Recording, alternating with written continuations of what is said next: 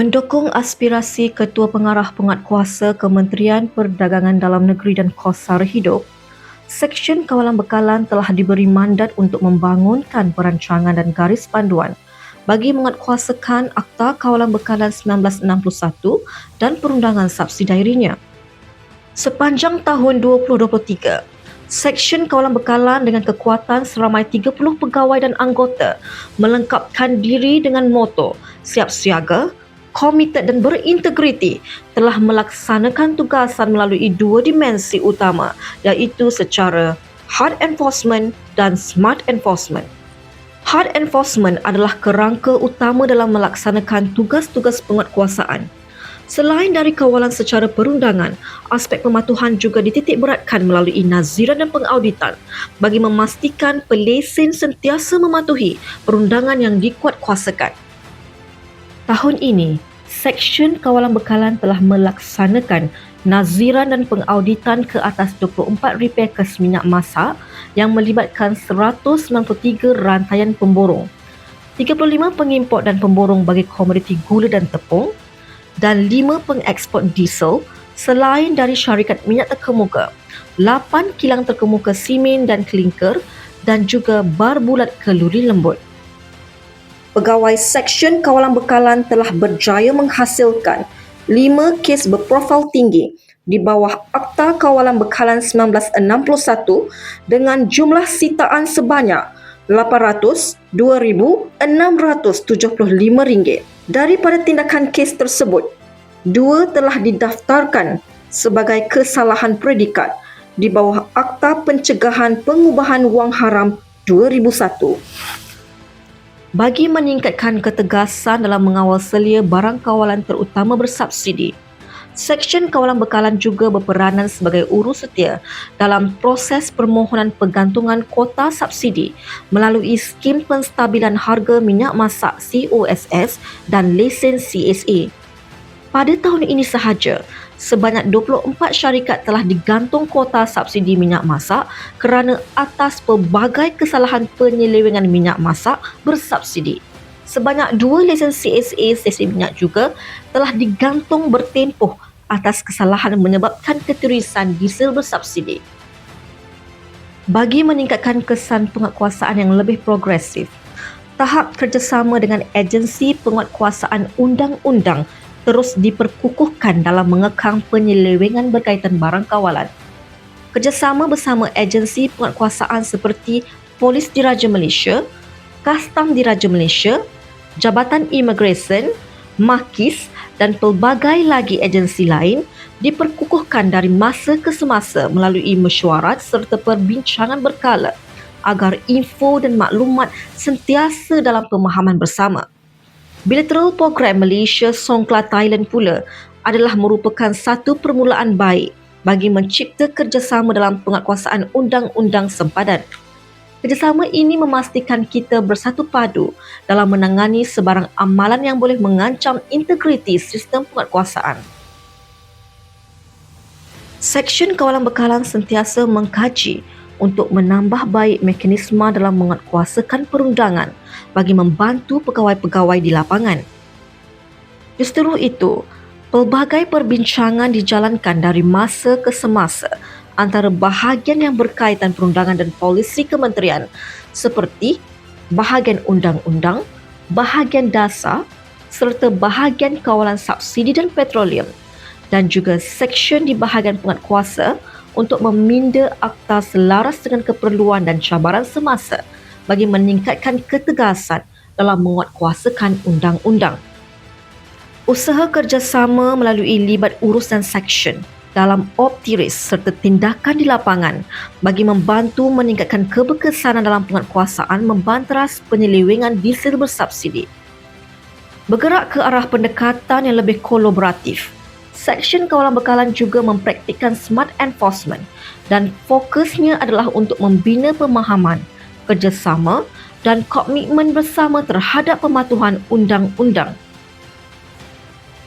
Ke arah menjadi pusat rujukan dalam penguatkuasaan barang kawalan, Seksyen Kawalan Bekalan sentiasa menambah baik pengkalan data dengan memastikan e-book Seksyen Kawalan Bekalan sentiasa dikemas kini. Sehubungan itu, Seksyen Kawalan Bekalan sentiasa dalam mood bersiap sedia memberi maklum balas atau sokongan kepada tampuk pimpinan pihak atasan dalam mengemudi kementerian. Di samping menambah baik pengetahuan pegawai di negeri dan cawangan untuk menguatkuasakan perundangan berkaitan terutama di bawah Akta Kawalan Bekalan 1961 dalam mengawal selia dan memastikan bekalan barang kawalan sentiasa mencukupi di pasaran. Melalui advokasi, Seksyen Kawalan Bekalan juga telah mengambil inisiatif dengan mengetengahkan program advokasi melalui podcast Borak Santai SKB di mana sepanjang tahun 2023, SKB telah menghasilkan sebanyak 16 episod di pelbagai platform sosial media seperti YouTube, Facebook, Instagram dan TikTok untuk menjadi rujukan. Ia mendapat sambutan yang amat menggalakkan di kalangan pegawai-pegawai di kementerian, pengguna dan juga industri. Di samping itu, sesi brown bag yang diadakan setiap tahun oleh Seksyen Kawalan Bekalan melibatkan agensi kerajaan dan pemain industri juga sebagai platform untuk dialog terbuka di mana ilmu dapat dikongsi dan sebarang persoalan dapat dirungkai secara berdepan. Sesi taklimat secara dalaman dan juga kepada sektor industri telah dijalankan secara fizikal dan atas talian. Dalam menjamin salah satu tugas kementerian dalam mengawal selia penjualan dan pengedaran barang-barang perlu, iaitu barangan petroleum dan petrokimia, Seksyen Kawalan Bekalan telah melaksanakan sesi kerjasama dengan pemegang taruh dari pelbagai kementerian dan agensi berkaitan dari masa ke semasa dengan membina hubungan sebagai pemudah cara untuk kelancaran tugasan. Bagi pemudah cara dengan pihak industri, Seksyen Kawalan Bekalan juga komited membantu dalam melancarkan urusan berkaitan pengedaran barang-barang kawalan agar bekalan barang kawalan tidak terganggu terutama pada musim perayaan dan bencana.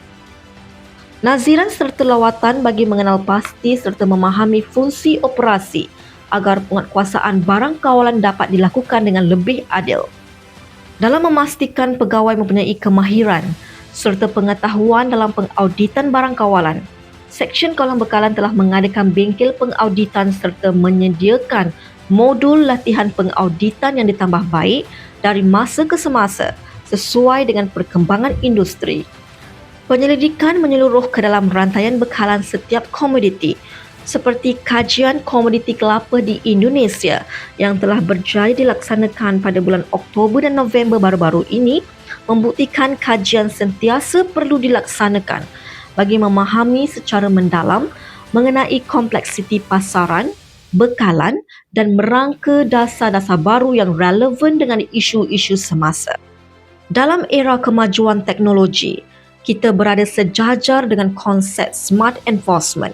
Dimensi ini melibatkan teknologi terkini untuk meningkatkan kecekapan dan kecerdasan dalam pelaksanaan tugas penguatkuasaan.